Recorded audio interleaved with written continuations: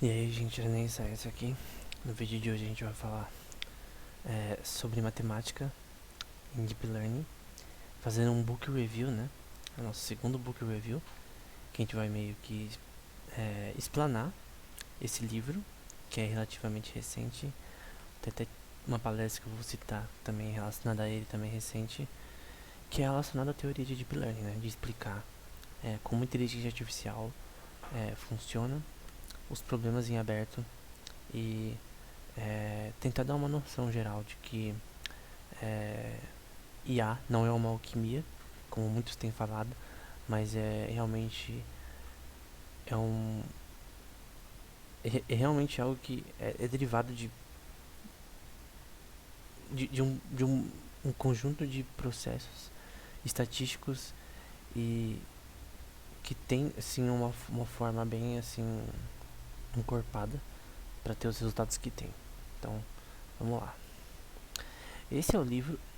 Ele tanto pode, ele tanto pode ser chamado de livro como um artigo.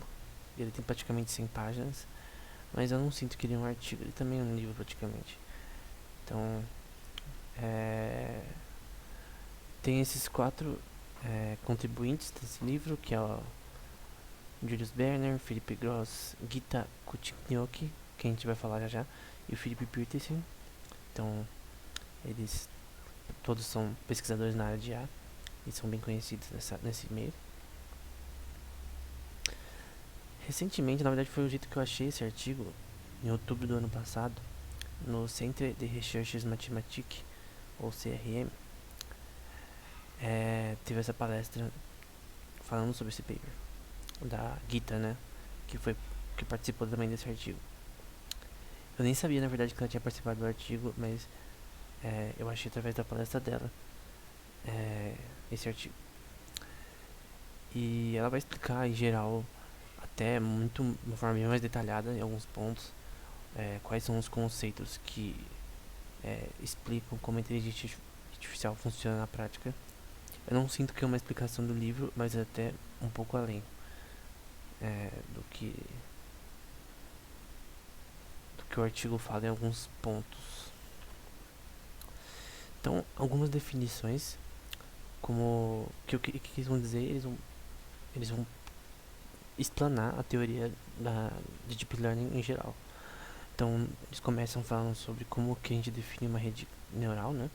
Então, a gente tem ali na parte vermelha um valor A, que vai ser N, que vai ser a nossa rede neural, e G, que vai ser nossa função de ativação, que vai transformar o nosso input para ele ser algo que a gente pode trabalhar, para ele você ter um aprendizado ao longo do tempo. Eu expliquei isso na nossa série sobre matemática em Deep Learning, onde L vai estar dentro do conjunto de números inteiros e N também, junto com as camadas artificiais, né? Então, todas as camadas da rede neural vão ser conjuntos de valores numéricos, né?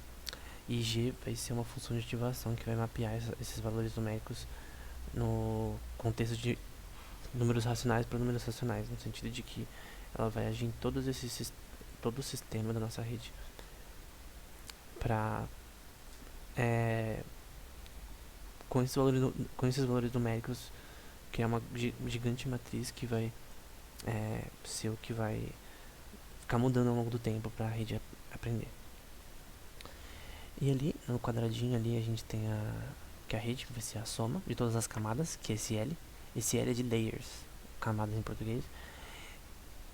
A soma de todas as camadas ao longo do tempo, né? Todas as nossas redes, que vai ser o N, ao longo do tempo.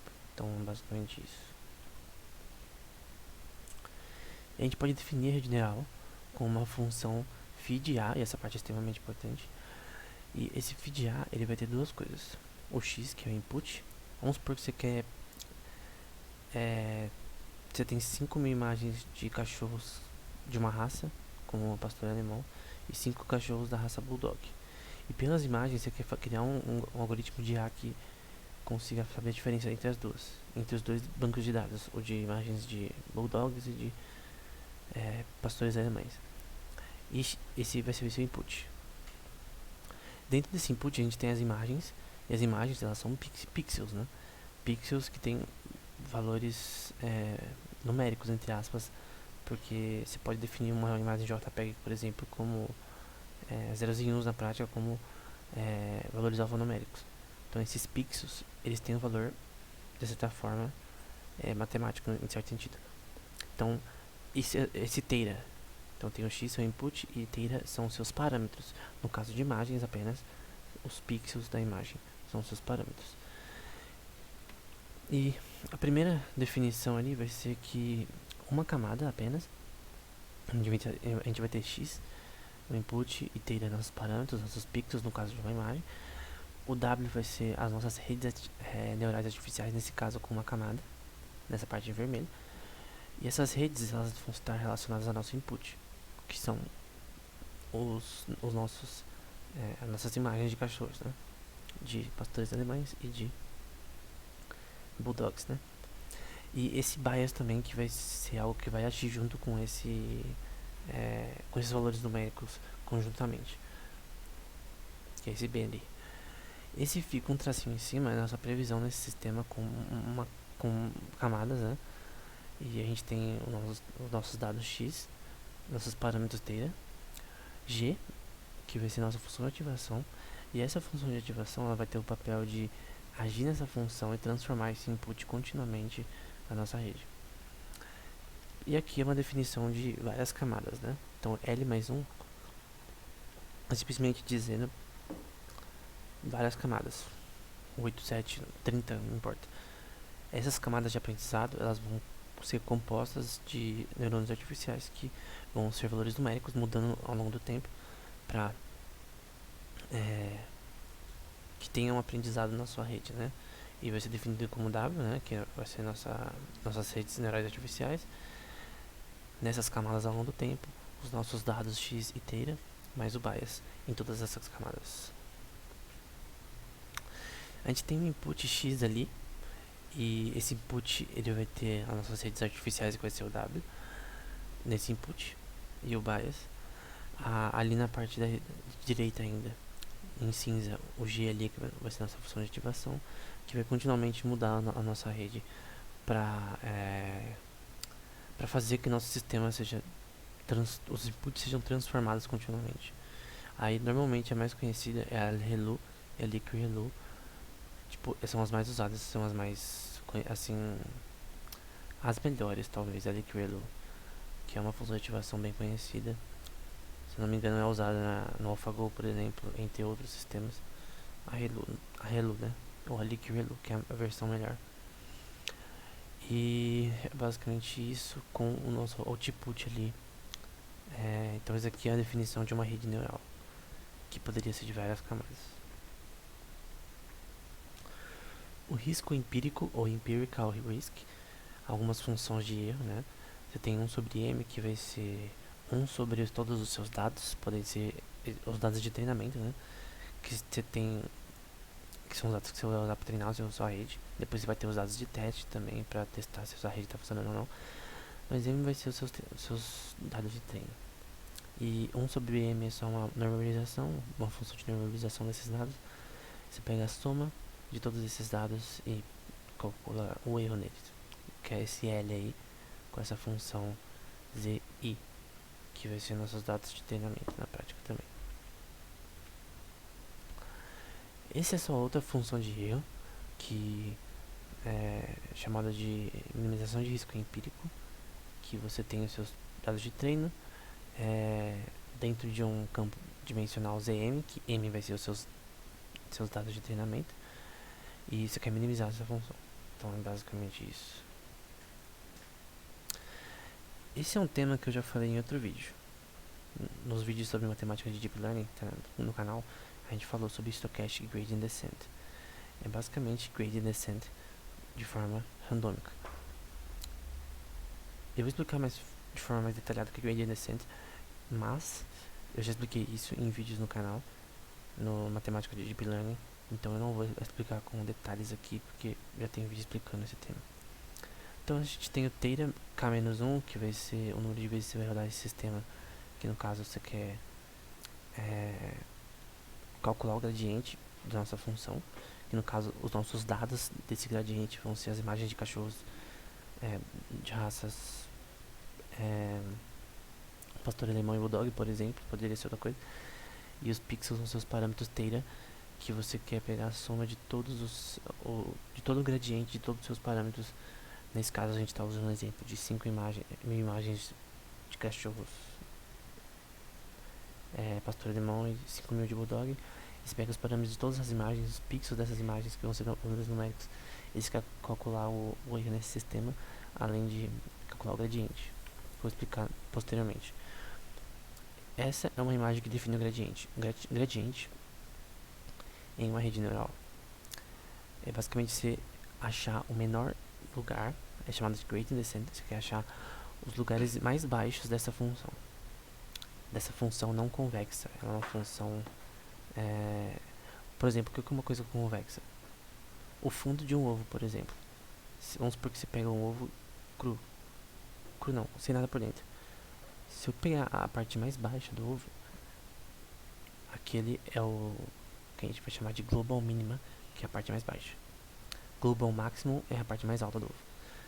Gradient descent é você tentar achar a parte mais baixa. Só que numa função não convexa, não é que nem um ovo que é simplesmente um negócio que vai para baixo, que tem uma curvatura. Aqui é uma coisa totalmente randômica, tipo, extrapolada, que não é linear. E o objetivo de gradient descent é achar local mínimas, né? Que eu já expliquei em outro vídeo também, não vou explicar com detalhes aqui, mas basicamente você achar pontos baixos nessa função para você minimizar o erro. Então, para uma IA aprender, nesse caso, por exemplo, reconhecimento facial, reconhecimento de imagens, por exemplo, você tem que achar local mínimas, né? Seria melhor você achar global mínima, que é os menores lugares nessa função, mas no momento isso é impossível com as redes atuais, com a IA atual. Mas com certeza seria melhor. Então é basicamente uma forma de você achar o erro. Então nessas imagens você pode ver de forma em 2D, né? Como essa função você quer achar os lugares mais baixos dela, nessa parte em azul. Cada vez achar as partes mais baixas. Então daqui é uma forma, um desenvolvimento aqui, né? Desde a primeira imagem até a última, que ele acha uma parte mais baixa desse gráfico, né? Então você vai tentando achar as partes mais baixas, que e nesse contexto essa função de gradiente ela não é específica de inteligência artificial, mas de topologia, né?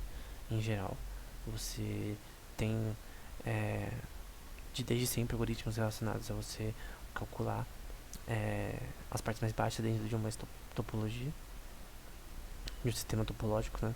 Então isso aqui vai ser bem importante posteriormente, né? E gradient descent é uma técnica de cálculo. Então você calcula usando uma fórmula que eu já mostrei em outro vídeo, né? Uma forma bem conhecida, backpropagation também, mas eu não vou falar nesse vídeo. Mas basicamente é você tentar diferencialmente achar dessa topologia os menores lugares. Para mais detalhes tem nos vídeos sobre matemática de Deep Learning que a gente já fez.